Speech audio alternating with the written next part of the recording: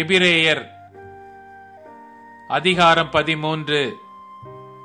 சகோதர சிநேகம் நிலைத்திருக்க கடவது. அந்நியரை உபசரிக்க மறவாதிருங்கள். அதனாலே சிலர் அறியாமல் தேவதூதரையும் உபசரித்ததுண்டு.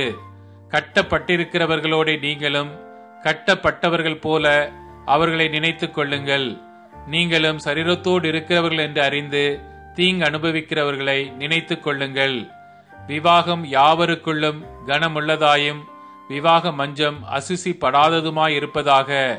வேசி கள்ளரையும் விபச்சாரக்காரரையும் தேவன் நியாயம் தீர்ப்பார்.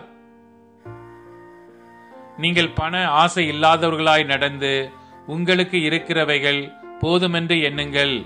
நான் உன்னை விட்டு விலகுவதும் இல்லை, உன்னை கைவிடுவதும் இல்லை என்று அவர் சொல்லி இருக்கிறாரே. அதனாலே நாம் தைரியம் கொண்டு, கர்த்தர் எனக்கு சகாயர், நான் பயப்படேன், மனுஷன் எனக்கு என்ன செய்வான் என்று சொல்லலாமே.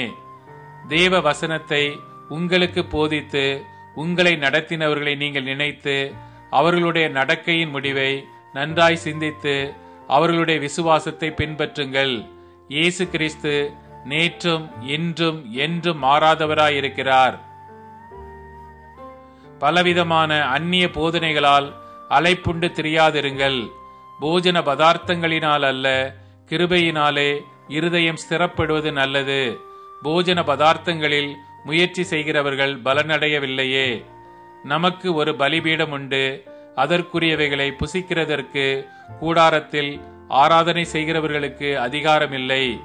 ஏனென்றால் எந்த மிருகங்களுடைய இரத்தம் பாவங்களின் நிமித்தமாக பரிசுத்த ஸ்தலத்துக்குள் பிரதான ஆசாரியனாலே கொண்டு வரப்படுகிறதோ, அந்த மிருகங்களின் உடல்கள் பாளையத்துக்கு புறம்பே சுட்டெரிக்கப்படும். அந்தபடியே இயேசுவும் தம்முடைய சொந்த இரத்தத்தினாலே ஜனத்தை பரிசுத்தம் செய்யும்படியாக நகர வாசலுக்கு புறம்பே பாடுபட்டார். ஆகையால் நாம் அவருடைய நிந்தையை சுமந்து பாளையத்துக்கு புறம்பே அவரிடத்திற்கு புறப்பட்டு போக கடவோம். நிலையான நகரம் நமக்கு இங்கே இல்லை, வரப்போகிறதையே நாடி தேடுகிறோம்.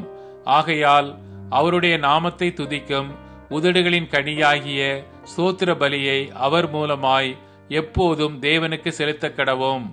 அன்றியும் நன்மை செய்யவும் தான தர்மம் பண்ணவும் மறவாதிருங்கள். இப்படிப்பட்ட பலிகளின் மேல் தேவன் பிரியமாயிருக்கிறார்.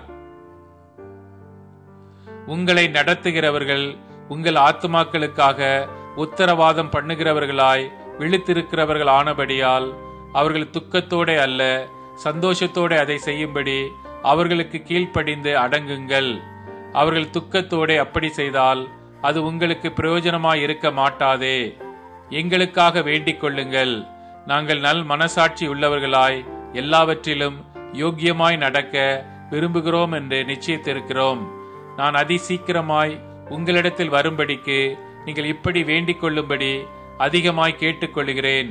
நித்திய உடன்படிக்கையின் இரத்தத்தினாலே ஆடுகளுடைய பெரிய மேய்ப்பரான நம்முடைய கர்த்தராகிய இயேசுவை மரித்தோரிலிருந்து ஏறி வரப்பண்ணின சமாதானத்தின் தேவன் இயேசு கிறிஸ்துவை கொண்டு தமக்கு முன்பாக பிரியமானதை உங்களில் நடப்பித்து நீங்கள் தம்முடைய சித்தத்தின்படி செய்ய உங்களை சகலவித நற்கிரியையிலும் சீர்பொருந்தினவர்கள் ஆக்குவாராக.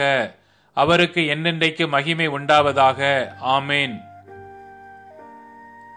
சகோதரரே, நான் சுருக்கமாய் உங்களுக்கு எழுதின இந்த புத்திமதியான வார்த்தைகளை நீங்கள் பொறுமையாய் ஏற்றுக்கொள்ளும்படி வேண்டிக் கொள்ளுகிறேன்.